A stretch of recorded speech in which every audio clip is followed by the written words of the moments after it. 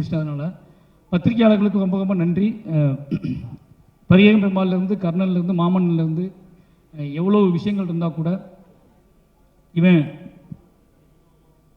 இவனுக்கு ஏதோ ஒன்று பண்ணும், இவன் பேசுகிற உண்மைக்கு நினச்சிக்கிட்டு திருப்பி எனக்கு சப்போர்ட் பண்ணிக்கிட்டு இருக்க அத்தனை பத்திரிகையாளர்களுக்கும் நன்றி. ஏன்னா நீங்கள் பரியேறும் முதல் படத்துக்கே நீங்கள் கொடுத்த ஆதரவு இருக்குல்ல, அதிலிருந்து இன்றைக்கி வரைக்கும் நீங்கள் பாதுகாக்கிற விதம் இருக்குல்ல, நிச்சயமாக சொன்னால் பத்திரிகை தான் நீ பாதுகாத்துக்குன்னே சொல்லலாம். அவ்வளோ எனக்கு சப்போர்ட்டிவாக இருக்கீங்க. அத்தனை பத்திரிகையாளர் நண்பர்களுக்கும் நன்றி. அப்புறம் என்னோடய ஊர் மக்கள், அவனை அவ்வளோத்தையும் ஏற்றணும்னா மேடை பத்தாது. என்ன சொல்கிறது, ரொம்ப நான் பரியேறும் பெருமாள்லேருந்து போட்டு அவனை டார்ச்சர் பண்ணிகிட்டு இருக்கேன். பரியேறும் பெருமாள் நடிச்சிருக்காங்க, கர்னல் நடிச்சிருக்காங்க, மாமல் நடிச்சிருக்காங்க. என்ன கூப்பிட்டாலும், என்ன கேரக்டர் கொடுத்தாலும், என்ன விஷயம் கொடுத்தாலும் ஓடினா ஓடுவாங்க, ஆடினா ஆடுவாங்க, பாடினா பாடுவாங்க, ஏதோ பண்ணிக்கிட்டே இருப்பாங்க. அவங்க இல்லை அப்படின்னா நான் நிச்சயமாக என்னையால் எனக்கான படத்தை எடுத்துக்க முடியாது. நான் புடிசெட்டை இப்போ நல்லா ஞாபகம் இருக்குது. பரியேறும் பெருமாள் ஷூட்டிங் அப்போ டிமான்சேஷன் ஸ்டார்ட் பண்ணிட்டாங்க. அப்போ படம் ட்ராப் ஆகிற மாதிரி போயிடுச்சு. அப்போ ரஞ்சித்தன் கேட்டார், டேய் இந்த மாதிரி சூழல் ஆகிடுச்சு, ஒன்றால் கம்மியான டேஸில் இதை மேட்ச் பண்ணி எடுத்துக்க முடியுமான்னு கேட்டார். நான் என்னையும் நம்பினேன், என் ஊர் மக்களை தான் நம்பினேன். அவங்கள கூட்டிகிட்டு போனால் எடுத்துடலாம் அப்படின்னு சொல்லி, ஆனால் நான் எடுத்துடுறேன் அப்படின்னேன். அப்படி முடிவு பண்ணி தான் பரியேறும் பெருமாளை நான் எடுத்தேன். எடுத்து அவங்க வச்ச நம்பிக்கை காப்பாற்றினேன்.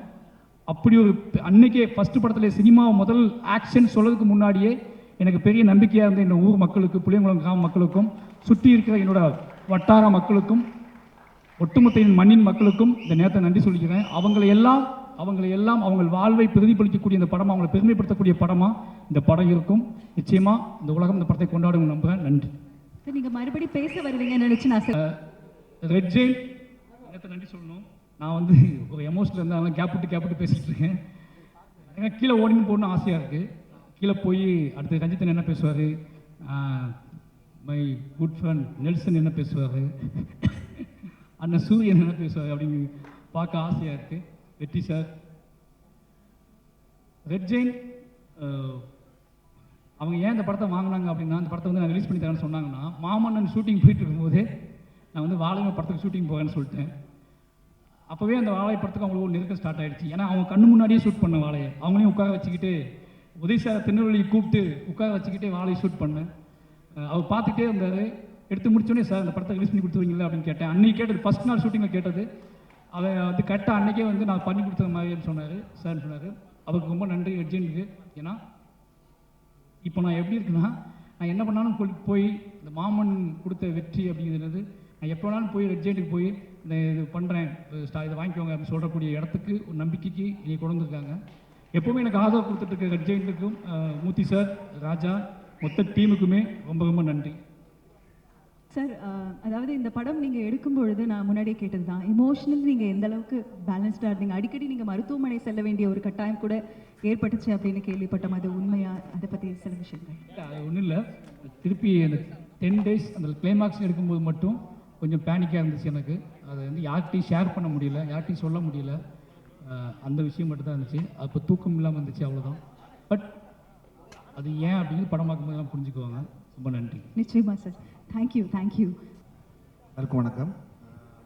படம் இன்னைக்கு பார்த்தேன் நான். ஆக்சுவலாக எனக்கு ரொம்ப எமோஷனலான இந்த படம் எப்படி எனக்கு கனெக்ட் ஆகுதுன்னா, ரொம்ப சின்னதாக முடிச்சிடுறேன். எனக்கு எப்படி கனெக்ட் ஆச்சுன்னா, இது இப்போ நம்மளுக்கு ஒரு டிப்ரெஷனான ஸ்டேட் பார்த்துருப்போம், ஒரு லைஃப்பில் ஒரு இழப்பு பார்த்துருப்போம், அந்த டைமில் இயலாமை பார்த்துருப்போம். ஸோ அதை நம்ம உடனே யார்ட்டையாச்சும் சொல்கிறப்ப அது கொஞ்சம் லைட்டர் ஆகும். ஸோ அந்த மாதிரி தான் இந்த படத்தை அவர் எடுக்கிறப்ப அது அந்த ஒரு ஃபார்மில் போகும்னு பார்த்தா, ஆனால் இதை அவர் ரீக்ரியேட் பண்ணி அவரே பார்க்கணும். ஸோ அது எவ்வளோ அழுத்தத்தை தருன்றது என்னால் உணர முடிஞ்சிச்சு. அது எனக்கு இப்போ தேனி ஈஸ்வர் சாரோட ஒர்க்காக இருக்கட்டும், சூரிய பிரதமர், அவர் என்னோட சீனியர் தான் ஹாஸ்டல்லங்கெல்லாம். ஸோ இவங்க எல்லாருமே எனக்கு தெரியும் அந்த ஆர்ட்டில் எவ்வளோ இன்ட்ரெஸ்டாக இருக்கும். இவங்க எல்லோரும் சேர்ந்து இந்த படத்தை எடுக்கிறப்ப எனக்கு படமாக பார்க்குறப்ப அந்த இடத்துல நானும் இருந்து பார்க்குற மாதிரி தான் இருந்துச்சு. ஸோ எனக்கு தெரிஞ்சு இந்த இது ஒரு எளிய படம்னு அப்படின்னு சொல்லலாம், எளிய வாழ்க்கையை பற்றினு சொல்லலாம். ஆனால் ரொம்ப கஷ்டமானது. அந்த எளிமை ரொம்ப கஷ்டமானது, அழகானது, பேரலாக ரொம்ப கஷ்டமானது.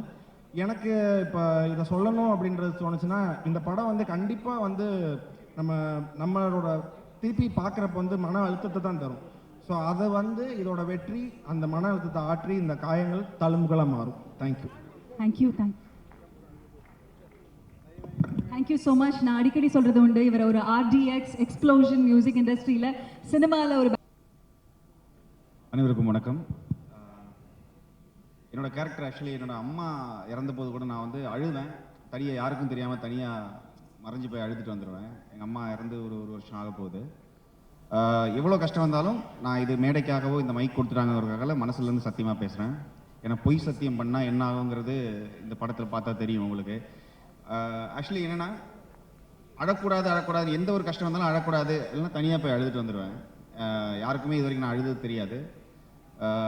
ஜஸ்டின் இப்போ தான் பேசிட்டு போனார், நானும் அவர் தான் படம் பார்த்தோம். அவருக்கே தெரியும். படம் முடிச்சோடனே நான் ஓடிட்டேன். அவர்கிட்ட சொல்லிட்டு பிரதர் பை பை பை அப்படின்ட்டு. ஏன்னா இந்த படம் வந்து நம்ம சப்கான்ஷியஸாக என்னென்னா நான் ஒரு படம் பார்க்கும்போது அழுகக்கூடாது. இதுக்கு ரொம்ப ஒரு 10-15 வருஷத்துக்கு முன்னால் ஒரு படம் பார்த்து அழுதுருக்கேன். ஆகாஷ தூதுன்னு ஒரு மலையாள படம் பார்த்து அழுதேன். அப்போ அதுக்கப்புறமா என் வாழ்க்கையில் இந்த படம் பார்த்து நான் அழுதுருக்கேன். அது அழுகும் போது அழக்கூடாது நம்ம சப்கான்ஷியஸாக நினைப்போம். எப்படின்னா இதில் நடிச்சிருக்கவரும் மாறி இவர் இப்போ வந்து பெரிய டைரக்டராக இருக்காரு, சக்ஸஸ்ஃபுல்லாக இருக்கிறாரு அப்படின்னு நினச்சிட்டு சரி அதனால் நம்ம சந்தோஷப்படுத்திக்கிட்டாலும் அதை மீறி பல இடங்களில் வந்து நமக்கு ஒரு அழுகை வந்துருச்சு. அது அழுகைங்கிறத தாண்டி இப்போ நம்ம இதே தமிழ்நாட்டில் தான் இருக்கிறோம். நானும் மதுரையை சார்ந்தவன் தான். இதே மாதிரி இந்த வண்டியில் வந்து இவங்கெல்லாம் ஏறி போகிறத பார்த்துருக்கோம்.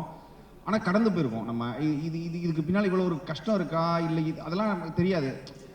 இப்போ வாழை மாதிரியே தான் இப்போ எல்லாமே நடக்குதாங்கிறது ஒரு புரிதல் எனக்கு இன்னைக்கு தான் வந்துச்சு. ஆக்சுவலி நம்ம கடந்து போகக்கூடிய ஒவ்வொரு விஷயமும் நம்ம சின்ன விஷயங்கள் நம்ம யூஸ் பண்ணுறதுக்கு பின்னால் ஒரு வலி வேதனை எல்லாமே இருக்குங்கிறது இந்த படம் பார்த்து நான் புரிஞ்சுக்கிட்டேன். இந்த படத்தில் சிரிச்சு அழுவீங்க, இல்லைனா கஷ்டப்பட்டு ஃபீல் பண்ணி அழுவீங்க. ஆனால் அழுகைங்கிறது கன்ஃபார்மாக நிச்சயம் இந்த படத்தில். இதில் நடித்தவங்க எல்லாருமே ஆல்ரெடி சொல்லிட்டாங்க, எல்லாம் ரொம்ப நல்லா பண்ணியிருக்கிறாங்க. டெக்னிக்கலாகவும் படம் ரொம்ப ஸ்ட்ராங்காக இருக்குது. பாரதி ராஜா சார் சொல்லியிருந்தார் அந்த ஏவியில், இந்த படம் வந்து வணிக ரீதியாக எப்படி இருக்குன்னு தெரியல, ஆனால் வந்து இதுக்கு நிறைய அவார்டு கிடைக்கும்னு சொல்லி. ஆனால் உண்மையாகவே இது வணிக ரீதியாகவும் மிகப்பெரிய ஒரு வெற்றிப்படும். ஏன்னா மிஷ்கின் சார் சொன்ன மாதிரி ஹெலிகாப்டரோ இல்லை வந்து அந்த மாதிரியெல்லாம் எதுவுமே இல்லை. ஆனால் அது கொடுக்கக்கூடிய தாக்கத்தை வந்து இந்த படம் கன்ஃபார்மாக கொடுத்துருச்சு. ஒரு பொறாமை இருக்குது. இங்கே மிகப்பெரிய டைரக்டர்ஸ் எல்லாமே இருக்காங்க. ரஞ்சித் சார்லேருந்து வெற்றிமாறன் சார்லேருந்து மாரி செல்வராஜ் எல்லாருமே.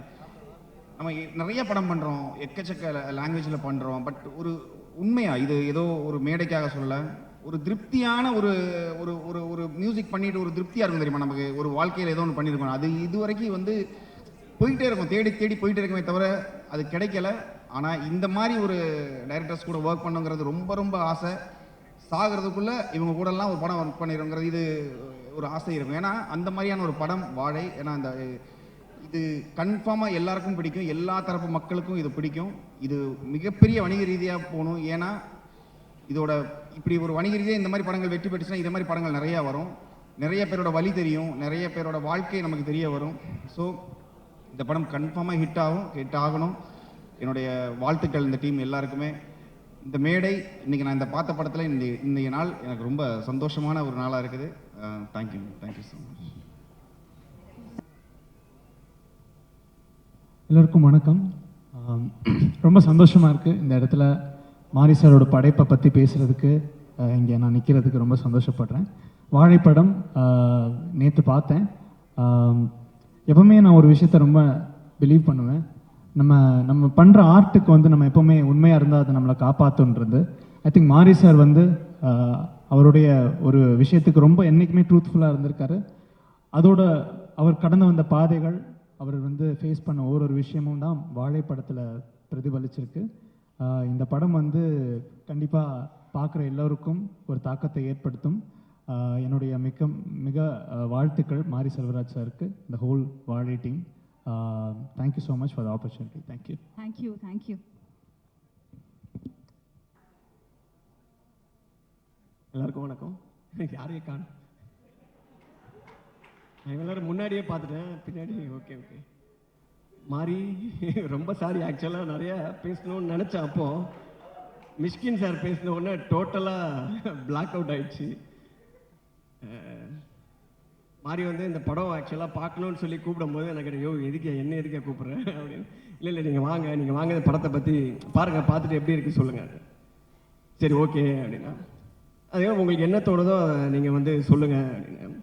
இல்லைன்னா நீங்கள் எழுதி கொடுப்பீங்களா அந்த மாதிரி கேட்டேன். இல்லை நீ என்ன சொல்லுதோ பேச அப்படின்னு சொல்லிட்டு அதுக்கப்புறம் போனேன். நான் வந்து ஆக்சுவலாக படம் பார்க்க போகும்போது மாரி படம் எல்லாமே ஒரு எமோஷனல் லேண்டிங் பயங்கரமாக இருக்கும்.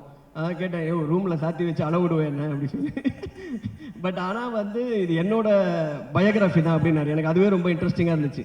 பரவாயில்லையே, அவரோட பயோகிராஃபி எடுத்திருக்காரு அப்படின்னு சொல்லி, சரி அப்போது ஆள் பார்த்தா நான் இப்போ படம் பார்க்கறது வேற, நேரில் பேசுகிற மாதிரி வந்து கொஞ்சம் வேற மாதிரி இருக்கும். நான் எப்போவுமே கொஞ்சம் ரொம்ப சீரியஸான ஆள் போல இருக்குன்னு நினச்சேன். ரொம்ப ஜாலியான ஆள், ஒரு மாதிரி சீரியஸாக இருக்காப்புல. ஸோ வந்து சரி ஓகே, இவரோட இதுனா அது சின்ன பசங்கன்னா பார்த்தாலே தெரியுது ஏதோ க்ரைம் தான் லைட்டாக வாய்ப்பு இருக்குன்னு சொல்லி அங்கே போய் படம் பார்த்தா படத்தில் வந்து அப்படியே பொறுமையாக ஆரம்பித்து அந்த ஃபஸ்ட்டு எதுவும் அந்த டீச்சர் கர்ச்சிப் எடுத்தாப்புல. ஆக்சுவலாக பார்க்கும்போது அந்த வாழை மரம் எல்லாம் தூக்கிட்டு போகிறது, அந்த வாழைக்கோலெல்லாம் தூக்கிட்டு போகும்போது ரொம்ப கஷ்டம் அந்த மாதிரி இருக்கும்னு நினச்சேன். ஒரு பெர்ஸ்பெக்டிவ்ல பார்த்தா ரொம்ப கஷ்டப்பட்டிருக்காப்புல போல அப்படின்னு நினச்சிக்கிட்டே இருக்கும்போதே அந்த டீச்சரையும் அந்த பையனையும் பார்க்கும்போது டேய் ஜாலியாக இருந்திருக்க அந்த மாதிரி எனக்கு வந்து டோட்டலாக நான் அந்த கதைக்குள்ளே போயிட்டேன். அது பார்த்தா எல்லாமே அதுக்கப்புறம் எனக்கு அந்த லைஃப்பில் ஆக்சுவலாக அதை பார்க்கும்போது வந்து ஒரு சைடு அதில் இருக்க கஷ்டங்கள் எல்லாமே அந்த எமோஷன் எல்லாமே புரியுது. பட் அதர் சைடு வந்து ரொம்ப சந்தோஷமாக இருந்திருக்கு. அவருக்கும் அந்த சின்ன பையன் அந்த 2 ஃப்ரெண்ட்ஸு பேசிக்கிறது, அவங்க ஸ்கூலுக்கு போகிறது, இங்கே அந்த நமக்கு ஸ்கூலுக்கு போகணுன்னாலே இங்கே போக மாட்டோம்ல, அந்த மாதிரி ஒரு ஜோனில் நான் இருந்தேன். ஏன்னா ஃபுல்லாகவே பாய் ஸ்கூலு, ஒரே மாஸ்டர்ஸ் அப்படி தான் சார் தான் இருப்பார் எப்போவுமே. மிஸ் எல்லாம் ஃபஸ்ட்டு வந்தவுடனே அங்கேயே போயிடும், அப்படியே பாஸ் ஆகிடுவாங்க. ஸோ இவர் வந்து கரெக்டாக அந்த டீச்சருக்காக ஸ்கூலுக்கு போகிறதெல்லாம் பார்க்கும்போது நமக்கு வந்து ஓகே ஏதோ நல்லபடியாக இருந்திருக்காரு அப்படின்னா. இப்போது மிடில் ஸ்கூல் முடிச்சிருப்பாருன்னு நினைக்கிறேன். இன்னும் ஹை ஸ்கூல் இருக்குது, ஹையர் செகண்டரி இருக்குது, காலேஜ், நிறைய டீச்சர்லாம் இருந்திருப்பாங்க. எதுவுமே சாதாரணமாக கடந்து போன மாதிரி தெரியல. பட் இதை இவ்வளோ சந்தோஷமாக இந்த மாதிரி நிறைய அந்த ஃபன் மொமெண்ட்ஸோடு இந்த படத்தை வச்சிருக்கிறது வந்து அந்த படத்தில் என்ன சொல்கிறது, ஒரு ஜென்ரல் ஆடியன்ஸ்க்கு ஒரு என்டர்டெயின்மெண்ட் சென்டருக்காக இந்த படம் இருக்குமா, இல்லை ஃபுல்லாகவே வந்து ஒரு பதிவாக மட்டுமே இருக்குமா அப்படின்னு பார்க்கும்போது இந்த மாதிரி விஷயங்கள் வந்து அது இன்னும் கொஞ்சம் கமர்ஷியல் ஆடியன்ஸ்க்கு மேபி நம்மள மாதிரி கொஞ்சம் ஃபன் எதிர்பார்க்குறாங்களே அவங்களுக்கு வந்து நிறையவே ஃபன் இருக்குது அது உள்ள. ஆனால் இது எல்லாமே நீங்கள் தான் பண்ணீங்களா? கொஞ்சம் அப்போ என்ன ஒரு 10 வயசு இருக்குமா? பையன் வயசா? அதான் பையன் டீச்சரே பார்க்குறான் திருப்பி. ஸோ இந்த மாதிரி இன்னும் நிறைய ஃபன் சைடும் இருக்குது. பட் அந்த படம் முடியும் போது தான் வந்து அதில் இவ்வளோ ஏன்னா அவர் என்ன மாதிரி விஷயம்லாம் எனக்கு தெரியாது. ஃபஸ்ட்டு இது ஆல்ரெடி புக்கில் எழுதியிருக்காருறாங்க, நம்ம எங்கே புக்கு படித்தது, நம்ம படித்த புக்கே டோட்டலாக வேறு. ஸோ அதில் எனக்கு தெரியாமல் பார்த்தா கடைசியில் அந்த அப்படி ஒரு எமோஷ்னல் லேண்டிங் அந்த படத்துக்கு இருக்காது. முடித்தோன்னே அதோட ரியல் ஃபோட்டோ பிக்சர் ஒன்று போட்டார். அப்போ தான் நமக்கு வந்து அந்த கொஞ்சம் ஹார்ட் வந்து இன்னும் ஹெவி ஆயிடுச்சு. ஏன்னா அது ரியலாக நடந்த சம்பவம், அதில் ஒரு ஆள் தான் இவர் அப்படின்றது எல்லாமே அதுக்கப்புறம் பின்னாடி தான் தெரிய வந்துச்சு.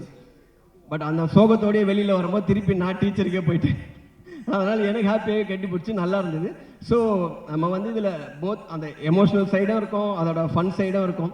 ஒரு நல்ல அந்த ஒரு ரொம்ப ரூட்டடாக அந்த காஸ்டிங்கெல்லாம் மாறாமல், ஏன்னா அந்த லாரியிலலாம் வந்து கும்பலாக நிறைய பேர் உட்கார வச்சிருக்காரு. எத்தனை பேர் உட்காருவாங்கன்னு தெரியாது. அது வேற ரொம்ப ரியலாக இருக்கணும்னு பள்ளத்தில் இறக்கி லாரியை கவுத்துருவாரோன்னு எனக்கு ஒரு பயமாக ஒன்று வேறு இருந்துச்சு. அப்புறம் தான் யாருமே உட்கார மாட்டாங்க. இப்போ இந்த மாதிரி நம்ம ஜூனியர் ஆர்டிஸ்ட்லாம் கூப்பிட்டு உட்கார சொன்னால் அவங்க லாரியிலேருந்து அங்கேருந்து சாரி சொல்லிட்டு அந்த பக்கமாக கிளம்பிடுவாங்க. அது ரொம்ப நேச்சுரலாக இருக்கும். லாரி இப்படி போகுது அப்படி போகுது. அப்புறம் பார்த்தா ஃபுல்லாக சொந்தக்காரங்களே நிறைய பேரை வச்சு லாரியிலேயே கட்டி போட்டுருக்காரு நினைக்கிறேன் மேலே. இல்லைன்னா அதுக்கப்புறம் சொன்னார், நானும் உள்ளே தான் உட்காந்துருந்தேன், அதனால் உங்களோட சொந்தக்காரங்க எல்லாம் தெளிவாக இருந்திருக்காங்க. ஸோ இந்த மாதிரி நிறைய விஷயம் இருக்குது. இன்னும் மாறி வந்து அவரோட இப்போ அந்த லைஃப், அவரோட பேக்ட்ராப் இதெல்லாம் பார்க்கும்போது நல்லா இன்ட்ரெஸ்டிங்காக இருக்குது. அதோட ஃபன் சைடும் இன்னும் நல்லா நீங்கள் எக்ஸ்ப்ளோர் பண்ணிங்கன்னா இன்னும் வந்து நல்லா இருக்கும்னு நினைக்கிறேன். சேம் இதே மாதிரி நிறைய படம் எடுங்க மாதிரி நிறைய கதை இருக்கும், தெரியுது, பார்த்தால் தெரியுது. ரொம்ப தேங்க்ஸ், கூப்பிட்டதுக்கு ரொம்ப சந்தோஷம். படத்தில் நடித்தவங்க எல்லாருமே ரொம்ப நல்லா நடிச்சிருந்தாங்க. இதை நான் சொல்ல வேணாம், இதெல்லாம் நிறைய எல்லாருமே சொல்லிட்டாங்க. எல்லா காலியான சேருமே அதெல்லாம் தாண்டி தான் இப்போ நான் ஒரு சேரை காலி பண்ண போகிறேன். ஸோ கூப்பிட்டதுக்கு எல்லாரும் ரொம்ப தேங்க்ஸ், நன்றி. ஒரே ஒரு கேள்வி மட்டும் உங்ககிட்ட. இப்போ மாரி சார் வந்து கிட்டத்தட்ட பார்த்துக்கிட்டிங்கன்னா ஒரு ஸ்டார்ட் கொடுத்துருக்காங்க, டிரெக்டர்ஸோட பயோகிராஃபி, அவங்களோட ஒரு குறிப்பிட்ட பருவம் வந்து அவர் எடுத்திருக்காங்க. நெல்சன் அவர்களுடைய ஒரு பயோகிராஃபி நம்ம எடுக்கணும்னா எந்த ஒரு போர்ஷன் ரொம்ப இன்ட்ரெஸ்டிங்காக இருக்கும், அதை பற்றி சார்? எடுக்க முடியாத பருவமாக இருக்கு ஃபுல்லாக. எந்த பருவத்தையும் எடுக்க முடியாது. யாராவது எடுத்தா வேணா அது கொஞ்சம் நம்ம தான் அந்த கர்ச்சிப். ஆனால் எனக்கும் அந்த கர்ச்சிப் எடுக்கணும்னு தோணி இருக்கு. ஒரு நாள் கூட தைரியம் வந்ததில்லை. அப்படியே பார்த்துனே இருப்பேன். ஏன்னா பார்த்தாலே நம்மளை அந்த கிளாஸில் யார் இதை எடுத்திருப்பானாலே, யாரோ எடுத்திருந்தா கூட நம்மளை தான் பிடிப்பாங்க. அந்த மாதிரி இருக்கனால அந்த சைடே போகிறதில்லை. ஆனாலும் ரொம்ப தைரியம்ப்பா, அதை வச்சு புக்கில் வச்சு அவங்ககிட்டயே மாட்டி. அந்த டீச்சரும் ரொம்ப நல்லவங்க. ஆக்சுவலாக நம்ம டீச்சர்லாம் வெளுத்துருவாங்க அங்கேயே. பரவாயில்ல, அந்த டீச்சரும் உனக்கு ஏற்ற மாதிரி அந்த இதெல்லாம் கர்ச்சிப்லாம் கொடுத்து ரொம்ப சந்தோஷமாக இருந்துச்சு. தேங்க்யூ. நம்மள்ட்ட எடுக்கவே முடியாது, எடுக்க முடியாதுங்களா? தேங்க்யூ. தேங்க்யூ.